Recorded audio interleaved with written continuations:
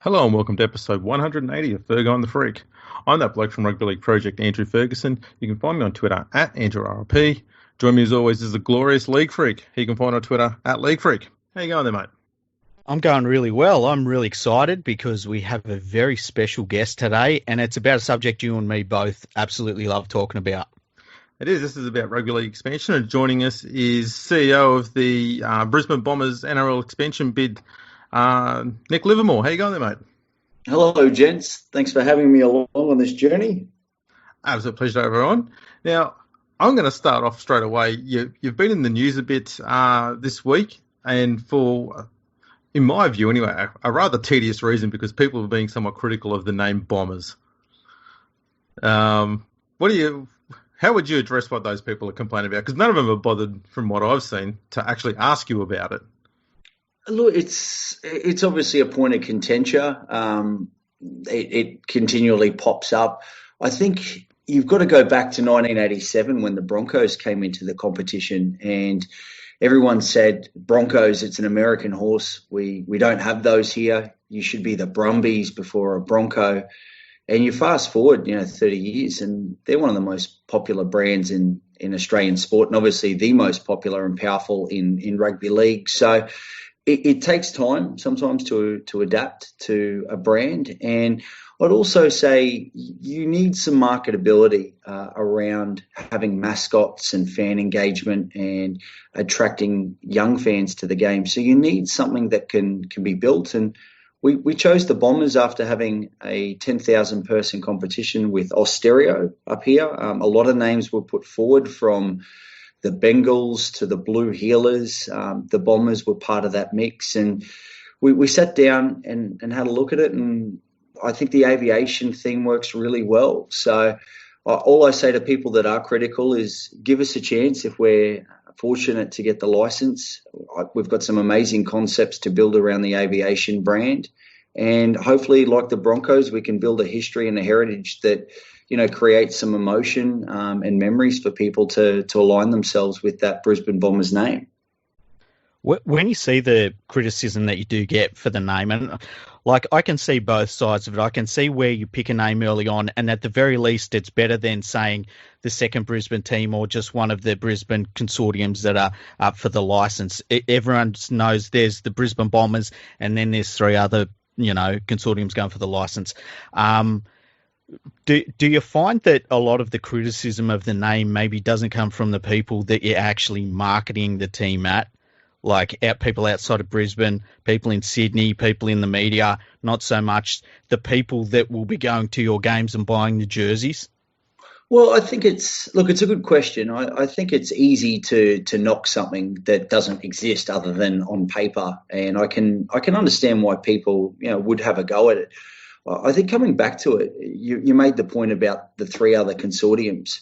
You're going up against the Brisbane Broncos. And when we launched in 2010, a full decade ago now, we were the Brisbane NRL expansion bid. And if you jump on the Brisbane Bombers website or Facebook, you'll see the original logos. And it doesn't mean anything. All it was a maroon and blue logo, a throwback to the old Brisbane colours. And back then in 2010, we were expecting to join the competition or hoping to join the competition in 2013 under the new ARL commission. So we wanted to move quickly. We wanted to go forward with a brand. And I think it's worked tremendously well. And it's already created emotion, both positive and negative. And isn't that ultimately what we want to do in sport is polarize people, and they're either for us or they're against us, and in which case we don't want you in our camp if you're against us.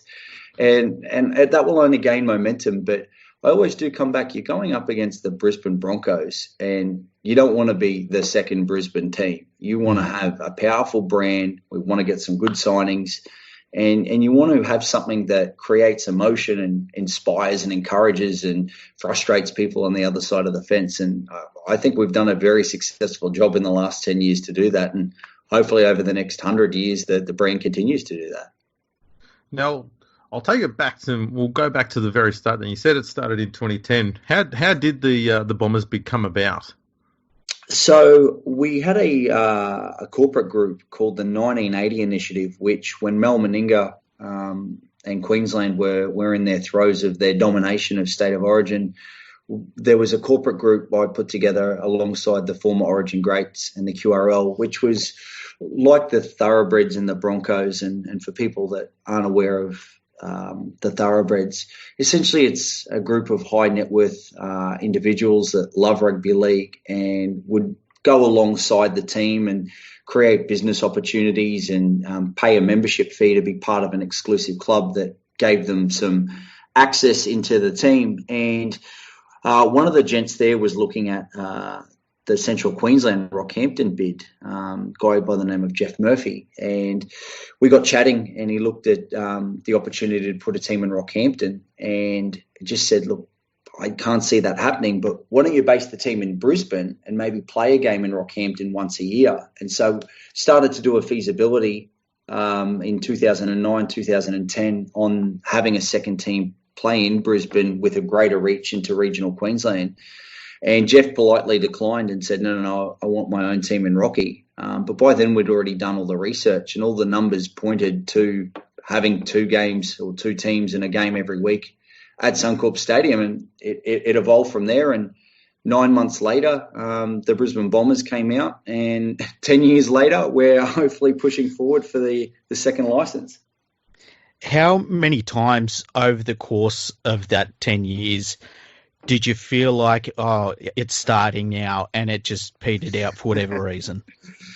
So we had David Gallup, the CEO of the NRL. Then we had interim CEO Shane Matisky, and we met with him, and both those gents pointed towards expansion.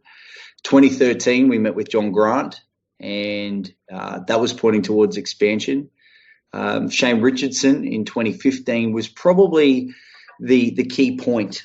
So just from a expansion perspective, it's generally tied into TV rights. So in 2015, when Shane Richardson was there, the TV rights were being negotiated for the 2018 TV deal, which was going to be a 5-year stretch. So we felt in 2015 that was our best shot.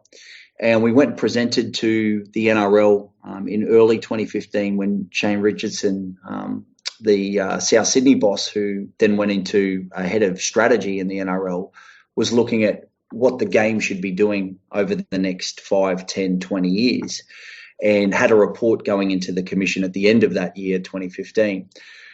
It got fast forward to September that year, and Scott Sattler, our head of football, myself, and 2 of our consortium went and met with Shane Richardson for 2-3 hours and chatted through their strategy. And we came out of that meeting feeling on the back of some encouragement that we were the preferred bid and 2018 was going to be our year. What ultimately happened, though, the clubs decided that they needed some more funding, and the cap was increased for a 30% above the cap payment to the clubs, which on a 10 million salary cap was an extra 3 million a club. By 16 clubs was 48 million. There went the money for another team or another 2 teams. So he got put on the back burner again. And to be honest, it hasn't been until Peter V'landys has come along, since 2016 that we've had a leader in the game to say, I want another team and we're going to do it. So to answer your question in a long way, I'd say about 6 or 7 times we've heard it. But the big difference with this is I think Peter V'landys, and everyone would agree with this, when he says he's going to do something, it just gets done. He was laughed at for May 28 resumption when he came out and said rugby league will be back, or rugby league as he likes to call it, will be back on May 28, and it got done.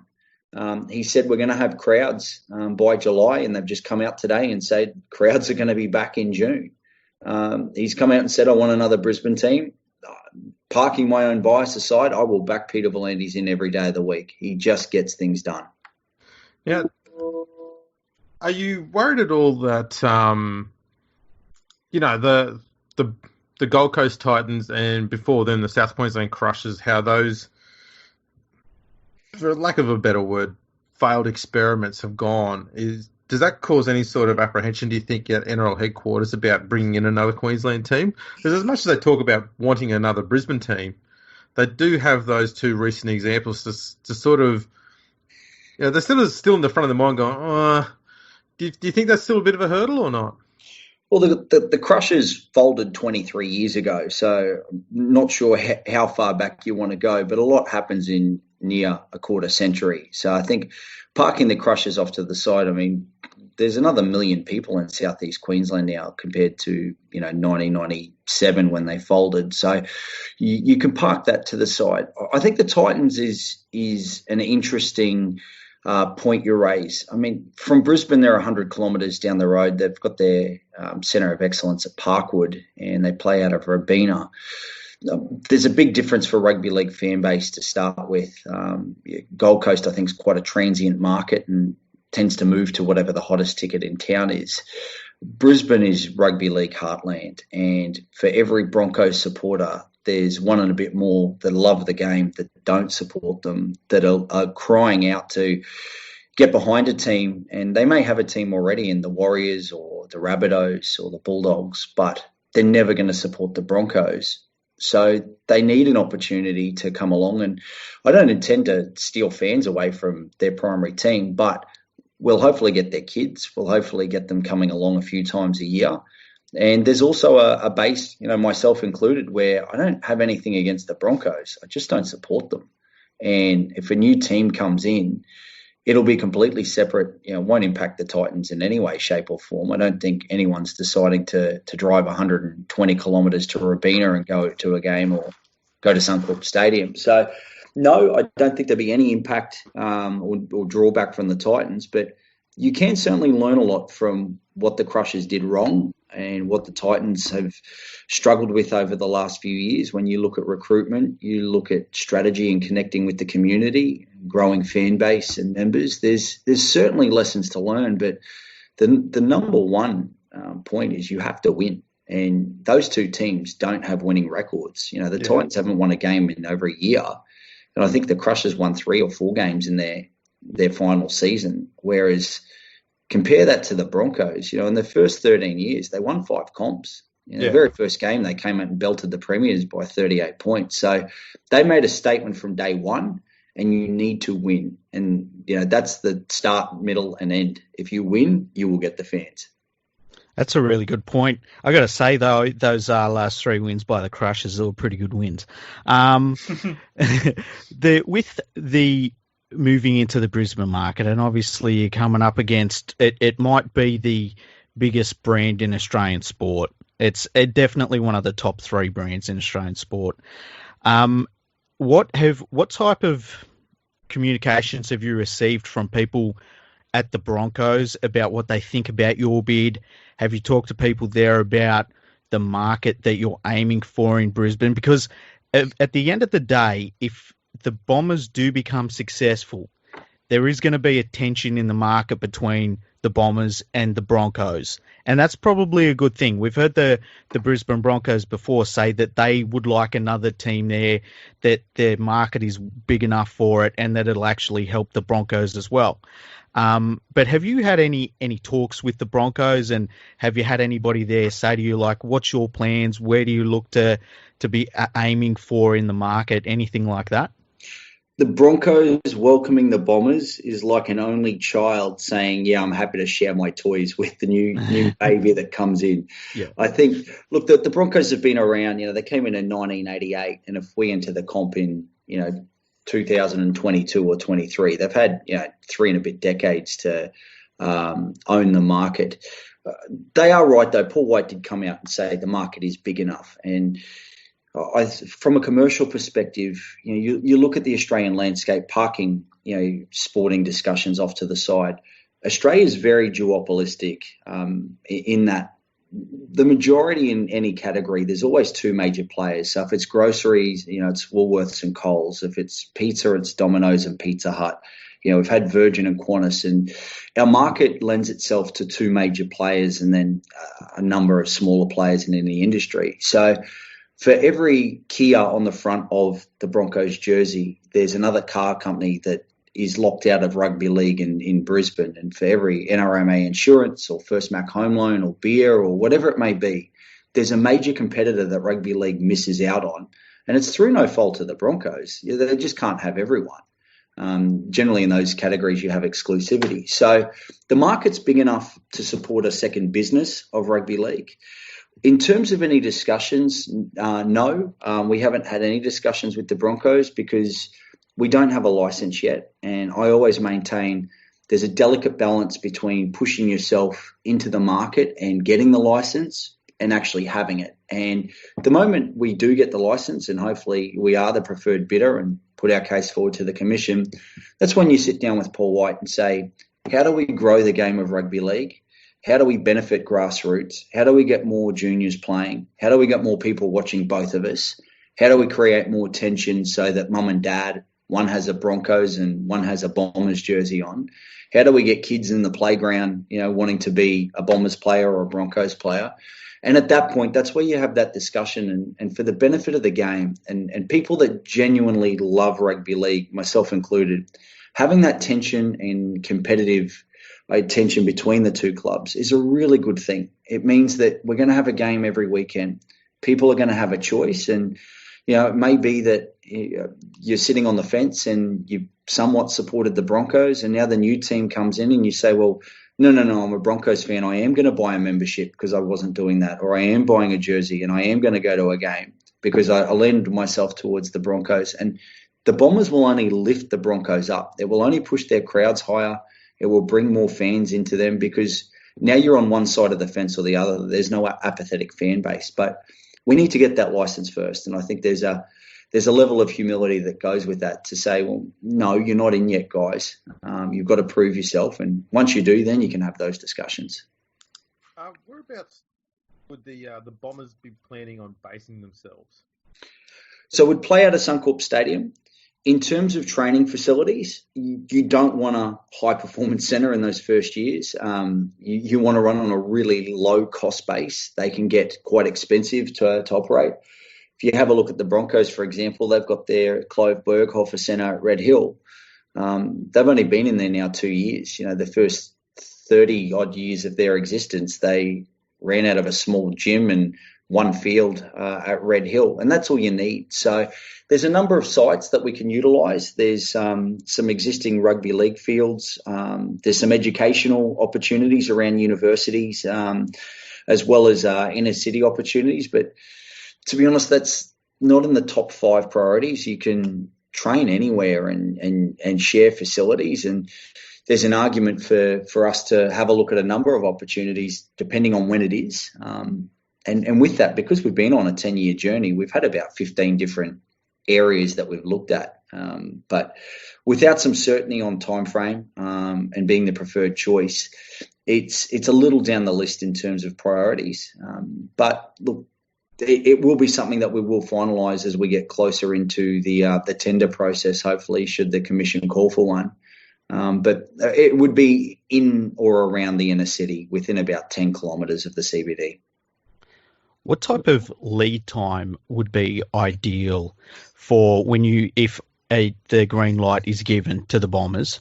What type of lead time would you like to have between that and the first season is kick off? Probably about a decade would be the right amount of time, I'd say. Well, Peter V'landys has come out and said he's looking at 2022, which means the squad would assemble on the 1st of November 2021. So 18 months to get on the paddock is probably more than enough. So you're looking at August, September this year. If you've got a green light from the commission and working back from that, you'd have to be in the mix by July. So that's not too far away. 18 months, you could do it well.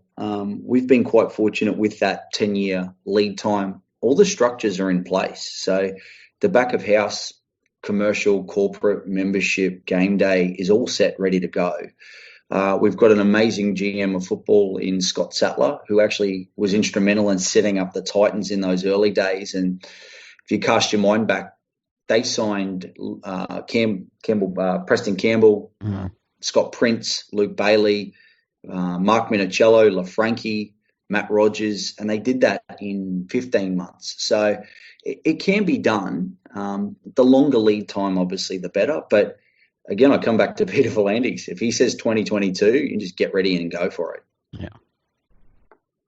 Now, one thing I'm curious about is, and I've spoken about it on our podcast before, is I think that the north of Brisbane and heading right up that north coast up to like Rockhampton region is a massively untapped area. And while it doesn't have, like, it's not easy to base yourself out there because it's such a massive distance.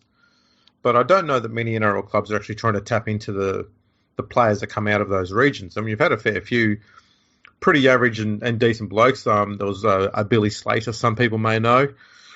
He come from out that way. He's from Nambour, yep. Yeah. Would you be looking to tap into that market? Because I'm not sure that the Broncos are really focusing on it that much. Well, the Broncos have an affiliation with Redcliffe. So for people that don't understand the Intrust Super Cup, which is obviously the premier Queensland competition, most of those clubs have an affiliation with an NRL club. So the Sunshine Coast Falcons are affiliated with the Melbourne Storm, and they have their netball academy up there as well. So they've got a very strong presence on the Sunshine Coast. Moving north of Redcliffe in the Moreton Bay Regional Council is the Sunshine Coast Regional Council, and you've got about 500,000-600,000 people there, with some great development programs and some good players have come through. Casey Maguire played out of there. There's a couple at the moment. I think the Canberra Raiders hooker is from there. I think it's Corey has come out of that. What a lot of people don't recognise, though, is you go west as well, through kind of beyond Ipswich and into Toowoomba.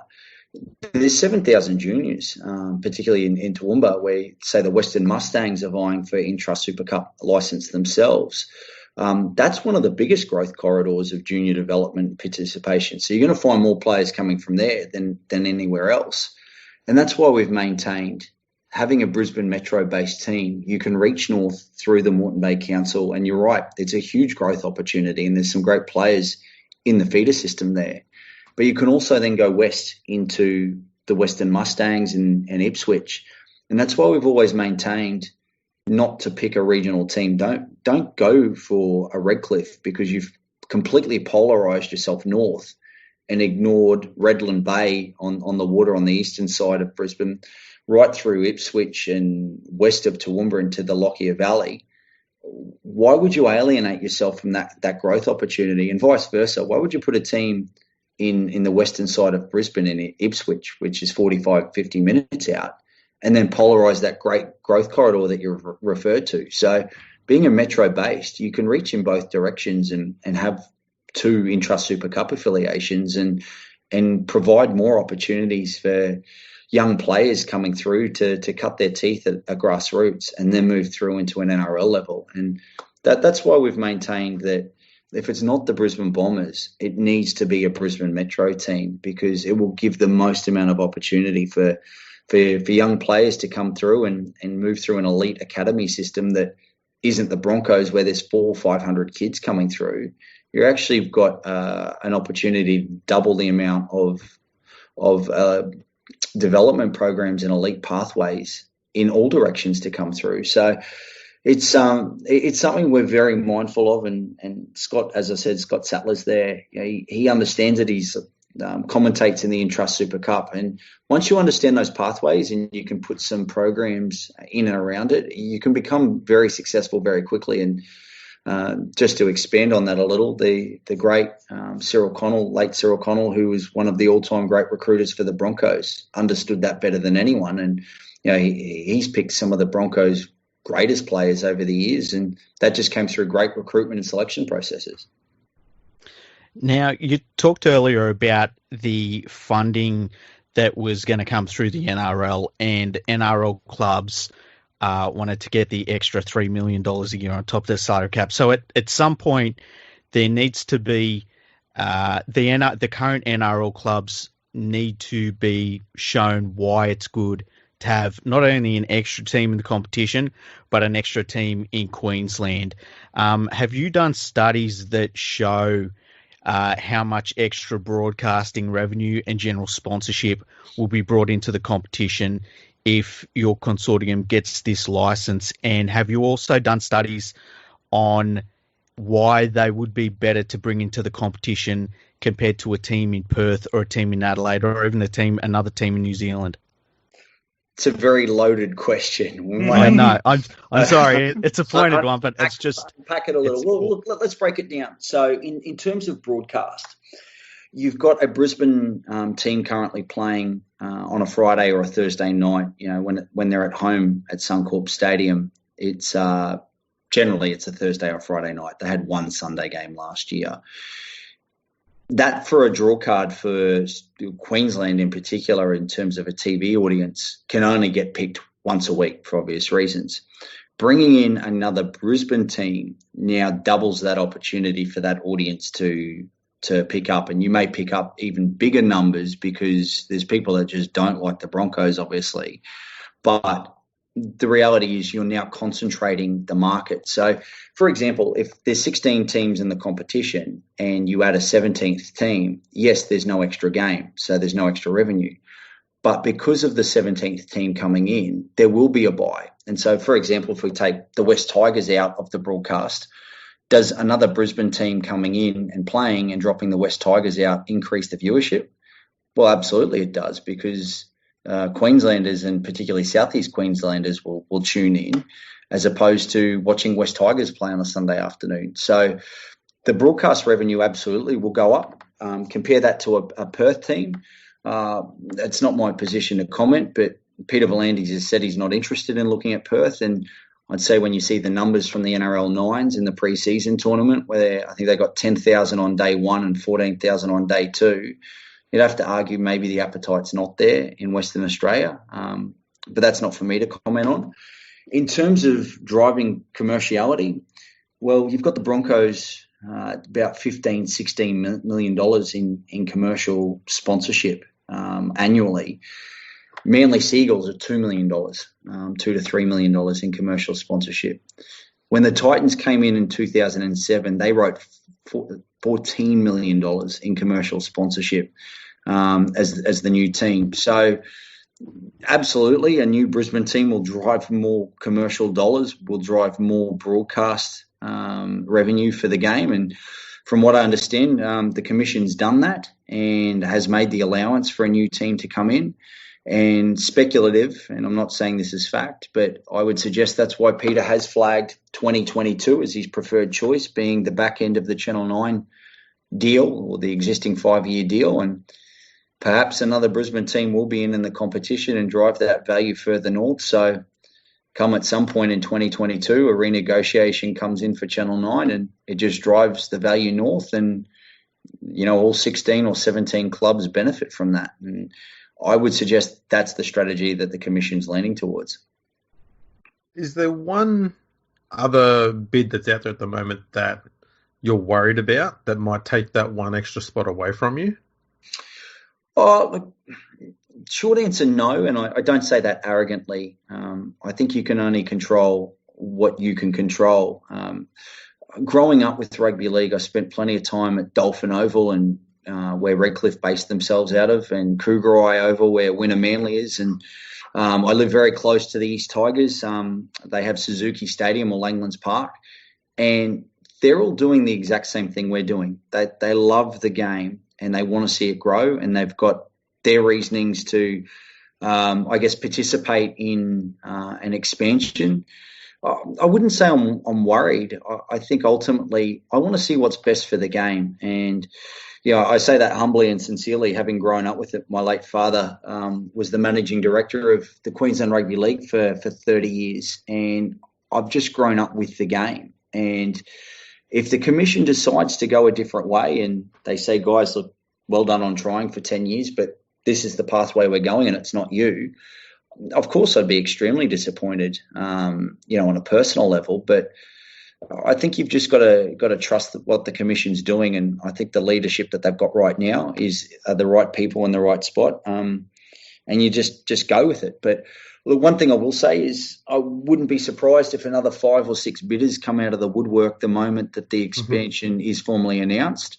Look, there's a few people I'm surprised haven't put their hand up already that I'm aware of in the Brisbane market and the Australian sporting market. So you'll find it won't be the Bombers and Easts and Redcliffe. It will be half a dozen to a dozen consortiums putting their hand up, because Brisbane is a very good market. It's a very good business case, and people do love the game. And I think it would be a testament to having another team if you find that there's a dozen or so bidders that come out, which inevitably there will be. Oh, you can back yourself. North Sydney will have one. I was going to say that. Bill's part of our consortium and has been. He's on the board of the North Sydney Bears, and to be honest, I feel for them more than anyone. They've been going since 2004 for a new team, and from all reports, they were right in the mix as the Central Coast Bears when the Titans got the license in 2005. There was themselves, I think, a bid out of Wellington, and the Titans, or the Gold Coast bid as it was. And from all reports, Central Coast, was backed by John Singleton. They had a stadium. I think they had, Blue Tongue Brewery behind them. They had sponsors in Mortgage House. They had a very strong case, and they've still been going. And I think they've tried to buy the Titans. I think they'd move the North Sydney Bears to Brisbane if they could have a crack. But look, there's plenty of bidders out there, and I'm a bit of a traditionalist. I wouldn't mind seeing the Bears running around, to be honest, at some point. As to how that looks, I'm not sure how they fit into the current structure.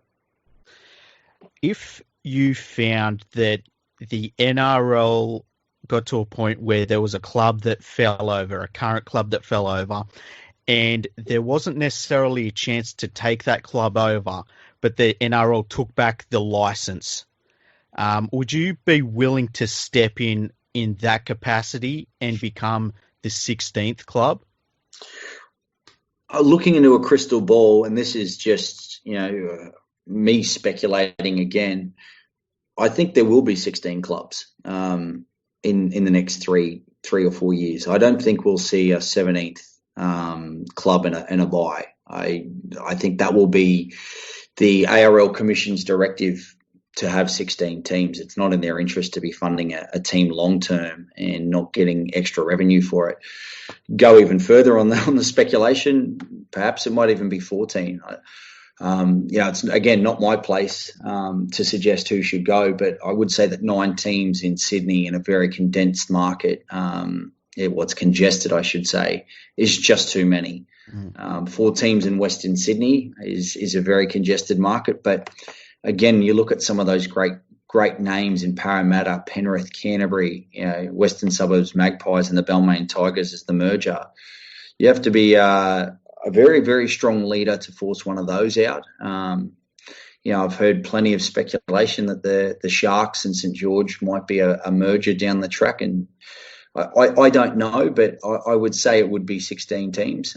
So if a license got revoked, and a team merged, it would essentially just be the same thing as what Peter's talking about, and just issuing a new license to a new team. But certainly don't want to swoop like vultures and say, if this team goes, we'll take their license. I don't think that's the right way, and I don't think anyone with rugby league in their heart would really want to get a team in at the demise of a team that might have 100+ years of history. I don't think that's the way I'd like to, quote unquote, win.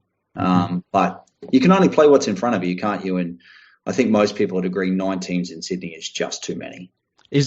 Would there be, if a team put their license up for sale, would the Bombers be interested in buying that license? You'd have to look at it, and it's a really good question. What is a license worth? It has to be worth something, doesn't it? Because it generates TV revenue, gives you an opportunity. I think if that was the case, it would be the NRL, because ultimately the NRL issues the license. So if you treat it like a franchise, for example, and say McDonald's hands out a license to use the McDonald's brand, it essentially runs on a rotating basis. So you have a 5-year license, and then at the end of that, they can choose not to renew that license to you in very much the same way. The NRL controls the game and can revoke a license and then reissue it. So I think buying it as such it would be low on the priority list. But if a club was in dire straits and said, well, look, take it off us and we'll continue in the Canterbury Cup in the statewide competition, you'd have to explore all options. But hopefully we don't get to that point. I'm a bit of a purist. I'd like to see the clubs as they are stand. But as I said, I still think that the league at some point will pull it back to ensure that there's 8 games a weekend and no one's having a bye. Yeah, there was news that came out this week that the NRL clubs knocked back the COVID relief fund that the NRL put forward and demanded more money. Is that something that concerns the Bombers big, given that when the clubs asked for more money in the past, there was so much money that it actually stopped your team getting up? Do you think this is going to happen again if this comes through and they all get this large payday? I think it frustrates just rugby league fans in general. There's people that pay big money for memberships and jerseys and corporate boxes and, right through to sponsorship. And, when people are parting with their money and looking for their entertainment, and, rugby league clubs need to be run as a business. You can't keep getting charitable handouts. It's no successful business model, operates itself on government funding and says, well, we're going to survive because we're going to keep getting money handed to us. I get frustrated as a business operator, let alone a rugby league fan, when I see that happening, saying, well, give us money or, we're not going to be able to survive. I think Peter V'landys, when he said when they were looking at the post-COVID-19, he said we were looking at a 10-team comp. 6 teams mightn't have made it through. So I think that says something about the Commission's mindset when they start talking 10-team comps. That's how much they want to keep handing out money hand over fist. And I'd say by the end of the decade, and hopefully the Bombers are in, you'll find that there won't be any payments to the clubs above the cap. The salary cap will get paid to the clubs to give to the players, and there won't be any additional funding. And I think that's the way it should be. If, some of these clubs are over 100 years old, and you have a look at their average crowds and they haven't moved in 20 years where the population's doubled, something is fundamentally wrong with that business model. And I get incredibly frustrated as a rugby league fan where you see the game being held back, and our competition is growing, and, we've got a genuine competition in the AFL running nationally, and we still predominantly run in 3 states, bar taking state of origins and one-off test matches elsewhere. And I'm sure you can attest that's incredibly frustrating when you love the game. We just can't live off grants from the NRL anymore. We need to see standalone clubs, and that's what I've put forward to the Commission to say, if we get the licence, our structure is strong enough that we will not be expecting any handouts. I tell you what, Nick, it's really amazing to hear somebody that wants to be involved in the game as a club administrator speak the way you're speaking, because we don't hear it. It's like so refreshing to hear somebody that wants to run an NRL club talking about the greater good of the game and the current models and trying to do better. Like, we just don't hear about that within the sport. So it's fantastic to hear you say that. It's just refreshing. I'm sure Andrew agrees, don't you, Andrew? Oh, yeah, I was actually sitting there listening to you thinking, any chance you can take over Greenberg's job? I don't think I'm thick-skinned enough yet just to cop all that criticism from the media. What I would say... just get us to do all that. We'll look after that for you. We'll let you ask the easy questions. I think when you run a club, and a rugby league club, it's... Traditionally, and you go back to the 80s and, the old New South Wales Rugby League where, you've got Parramatta and Penrith and Canberra and Canterbury. A lot of the clubs have been funded by leagues clubs. And, to look to the future, you've got to understand the past. And the rugby league clubs were funded by pokies and pokey machine revenues. And that's what funded the clubs.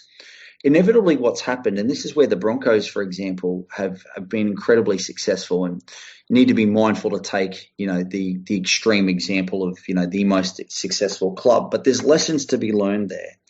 And in any business model, it's about creating multiple sources of revenue. So where do I get my membership? Corporate, commercial, game day, fan experience. The Broncos have a leagues club as well. When you just have a leagues club, so, to take say any of those New South Wales clubs that have struggled when you're losing $65 million combined across 9 clubs. It's because their business model hasn't adapted to 2020. It's stuck in 1986 where, we'll spend X amount on football and we'll get the pokies to prop us up. The problem is pokey revenue's on a decline.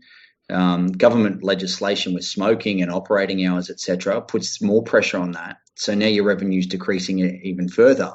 And a lot of those clubs start to chase premierships by throwing more and more money at football departments. And inevitably, this is what's happened with that $3 million above the cap, or 30% as it is. That's been put into football programs. So you need to come up with a business model that's better than just let's spend as much money as we can and try and win a premiership and the pokies will fund the rest. You need to come up with a sustainable business model. And part of that is looking at what your ability to sell membership and corporate and commercial partnerships. And that all comes back to, as I said before, you have to win games. And that's what the Broncos have done. Living in Brisbane, people expect them to win. And when they perform like they have the last couple of weeks, it's just not acceptable. And people say, no, that's not the Broncos. We expect more. And inevitably, that's the way the Bombers will operate, is we will recruit well as best we can for football and our development and our coaching staff. We'll give ourselves the best shot to win, and we'll have some very strong commercially minded models to ensure that, we aren't crying out for grants, because I can't see that being there. We've done some 10-year modelling, and some of that focuses on not having any surplus monies beyond the salary cap provided to us. And the moment we start planning for that, or trying to live off that I guess charity gift, as I'd like to call it, you're going to play behind the 8 ball before you even start. Now, looking at something a little bit more fun, you start thinking about who there would be that you would want in a second Brisbane team. Now, I know you can't get into specifics, but would you... yeah. Just him Talon Pong up. Yeah. Just a Jason Taumalolo, let me tell you.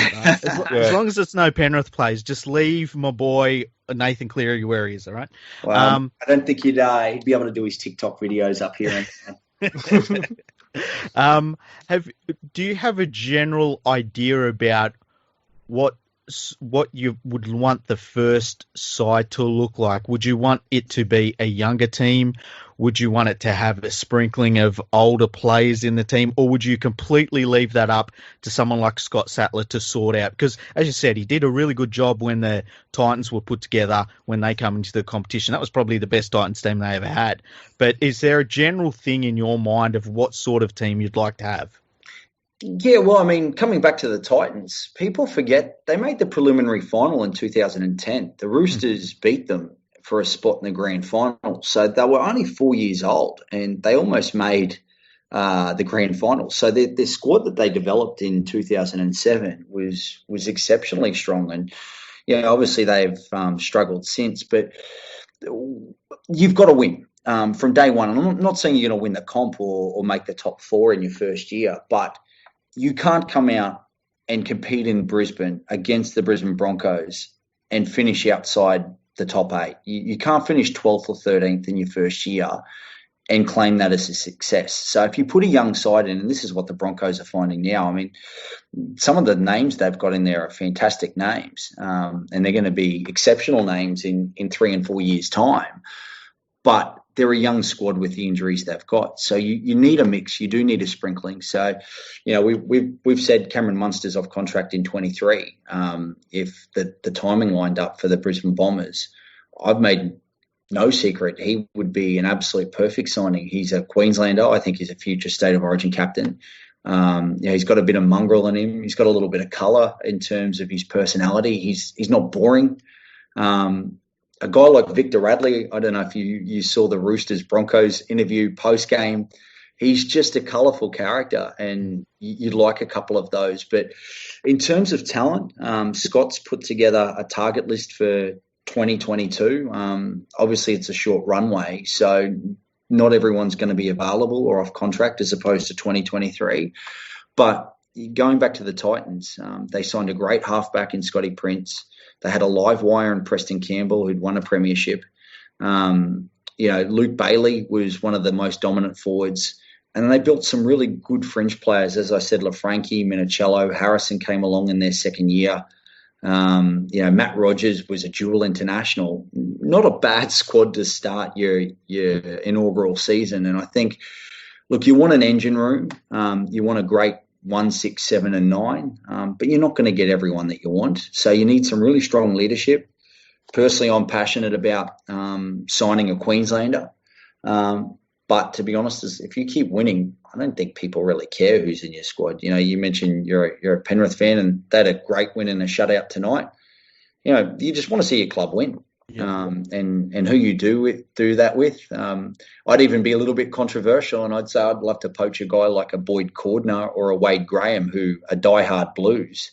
But they're just such game breakers that if you could grab one of those two names, I think you'd be hard pressed to go too better than having a Cordner or a Munster. But I like having a look at young guys come through the Intrust Super Cup. A hooker debuted out of the West Tigers last week, Harry Grant. I think he'll be a State of Origin player in the next season or two. He'd be a guy that you'd love to sign. But Scott's built up a great program, and we've got about 30 or 40 players in our sights at the moment that are a mix of, as you say, a sprinkling of talent and young men coming through, and that's ultimately what you need. You can't have too many old heads like the Crushers and sign Mark Cohn and Mario Fennick and Craig Teven and the Axe to start with.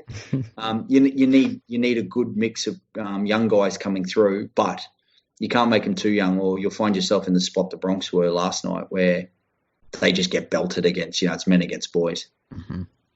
So we've talked about players. Have you got your eye on a coach? It's been well documented that we've chased Craig Bellamy. Belly and the timing may not line up depending on when expansion is. And Craig's made it very openly, publicly. He may not even want to coach beyond his stint at the Storm.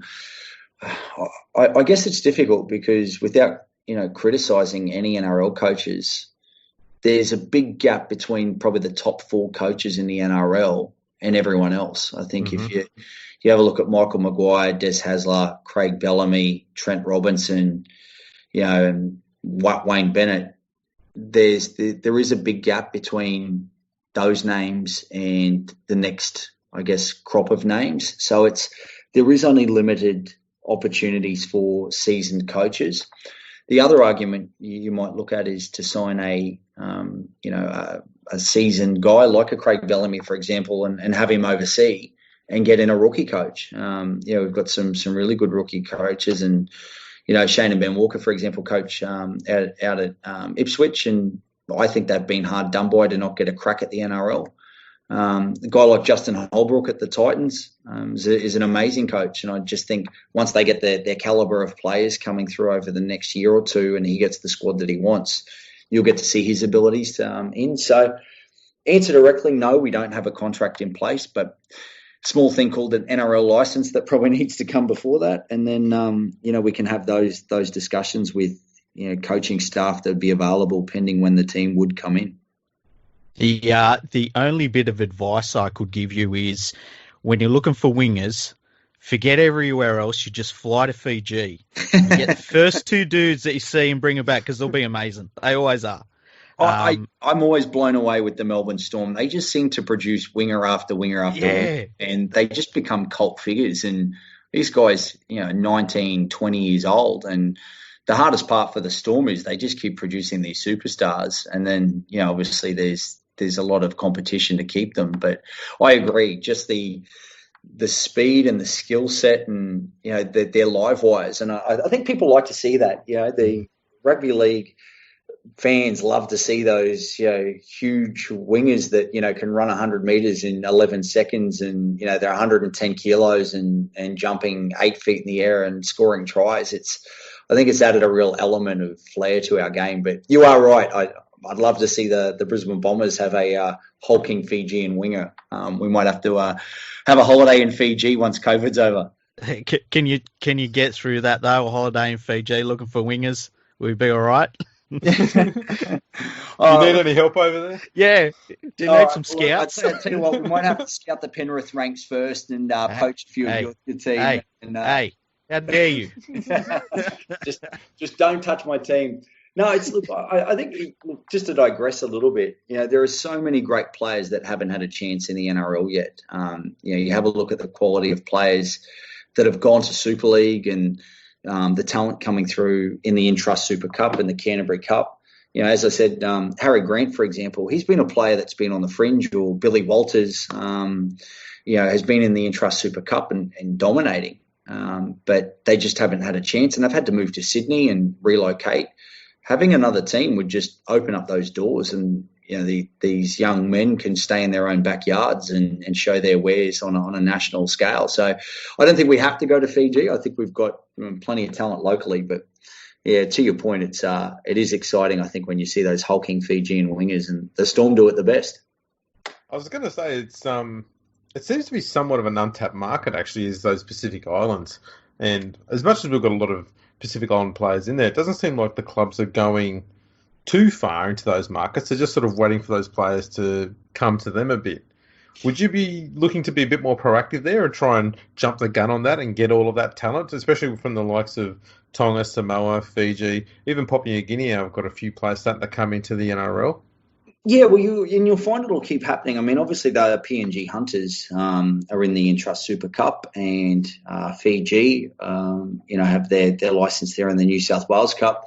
You'll find Vanuatu as a Pacifica 13 will enter. I know the QRL are very interested to see a team come out of Vanuatu in the Pacifica 13 over the next couple of years. With the rise of Tonga and Samoa and Cook Islands, and obviously, Tonga beat Australia for the first time ever last year, you're going to see more Pacific Islanders playing the game. And in fact, there's more Polynesian players than there are Queenslanders in the NRL.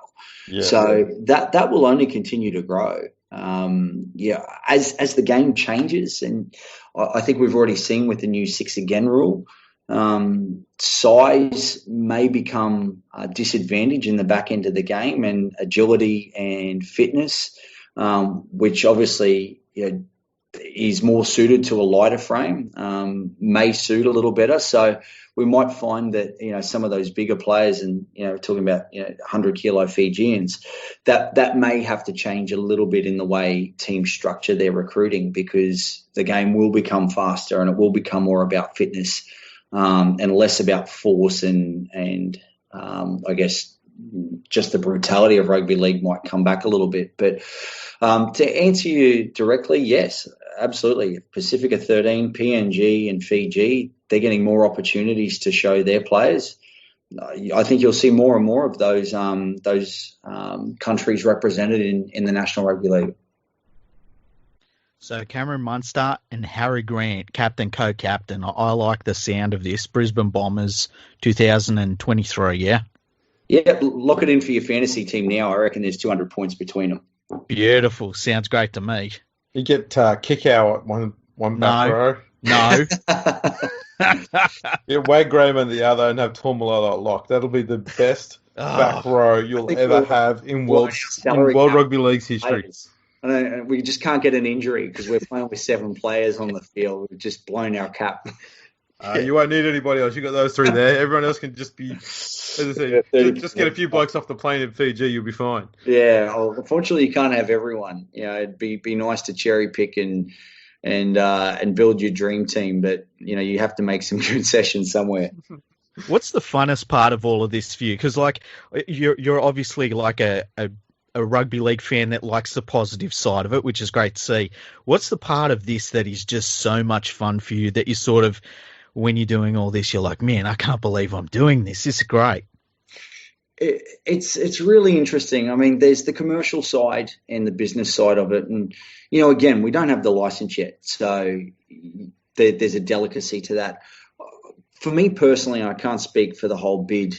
A few years ago, we brought up the Melbourne Storm and the Canterbury Bulldogs to play a game at Suncorp Stadium just to show the NRL at the time, look, we can get 2,500, 3,000 corporates and we can get 12,000 people to a game in February where Brisbane's not playing. And being able to just impact disadvantaged people. So we did some dressing room tours with some kids that had gone through a hard time, and they got to meet Billy Slater and got to run the ball out. And you're giving out caps to kids that didn't have shoes on their feet, and giving away some merchandise during some training camps, and just seeing rugby league being able to transcend socio-demographics and backgrounds. And I enjoy that more than anything because it doesn't discriminate. Anyone can pick up the ball and have a pass and play some touch footy or, participate in TRL right through to full contact. And, having grown up with the game and, watching my late father give, his entire life to the game, it just transcends so many different aspects of the community. And I find that the most enjoyable part, that it doesn't matter who you are, what your background is, that rugby league can connect to you. And there's just something very pure about that. And I think in 2020, where everything is so transactional, everything's so dispensable and we just want it now, there's just something very pure. And I really hope in 100 years' time, rugby league is still the same, where it impacts people and changes lives. And that, more than anything, with the Bombers, to be part of something that can do that brings me the most joy. Everything else is, it's nice and, it's part of the bigger goal. But in terms of just being humbled by it and impacting, that part brings a lot of joy. And I hope I never lose that. If we are fortunate enough to get the license, I really hope we can genuinely change people's lives through our great game. Well, mate, it's been absolutely brilliant to have you on. You've been a great guest. Just to let everyone know, you can check out the Brisbane Bombers website, www.brisbanebombers.com.au. You got social media as well, do you, mate? Yeah, we're on Facebook as BNE Bombers, Instagram as BNE Bombers, and Twitter as well. We try not to troll the Broncos too much yet through those social media sites. But, gents, just appreciate you doing the journey with us, and for people listening as well. It's about growing the game, getting more people participating, more people watching, more people going to games. So, look, hopefully one day we can have the Bombers in the comp, and we'd love to get you both along, and maybe we can do something to promote the very first game with your podcast. Appreciate your support on the journey as well. We're more than happy to do that. Yeah, we'd love to. And like I'm sure I speak on behalf of both of us, just put us down for 5 million in front of shirt. We're good for it. Yeah. Look, that position's already taken. We might have to put you on the back of the shorts. That'll work. Yeah. one on each cheek. I'll take the right cheek. All right, Nathan Cleary. How dare you. Well, thanks for that, and good luck with the bid, mate. Thanks, guys. Appreciate having me on. Great to chat. Thanks, mate.